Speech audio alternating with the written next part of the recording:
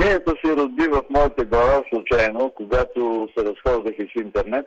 Един женски профил пишеше: млада прахосмокачка търси своя буклук в живота. Оттам ми дойде идеята, започнах да събирам материали, тъй като финансово не съм много добре. Реших аз да си го пиша. Но тук във Варна имаме една скандална писателка, която това беше пръв драматургичен опит. Как се казва? Писала романи. Даниела Великова се казва. Скандална писателка за подземния свят, за проституцията, романи и така нататък. Тя взе и го написа, хареса и просто идеята. Какво представлява вашия герой? Ами това е една закачка. Така е построено на получаване на много различни образи женски и героя се лута след тези женски образи, след безброй писма, които е получил. В крайна сметка, вашия герой намира ли си жена? Ами, така и не си намери. Оставили сме една вратичка отворена, евентуално, което е много трудно, но евентуално може да има и втора част. Имаме някакви такива идеи, но за сега просто е с многоточие. Добре, аз си обяснявам защо секс и защо интернет. А защо лъжи? Вашата теория такава ли е, че в интернет повечето публикувани обяви са лъжи?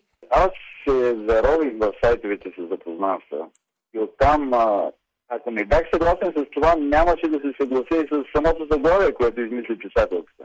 Когато човек се зарови вътре в тези сайтове, там наистина има много лъжа. Има хора с по няколко профила.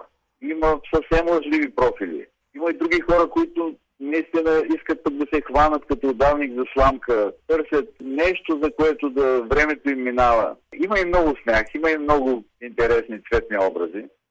Да се надяваме, че ще има достатъчно публика утре в Стара Загора.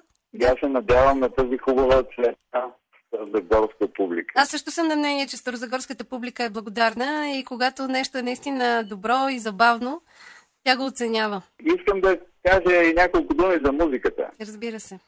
Музиката е написана от мой приятел, който от много години живее в далечна Норвегия.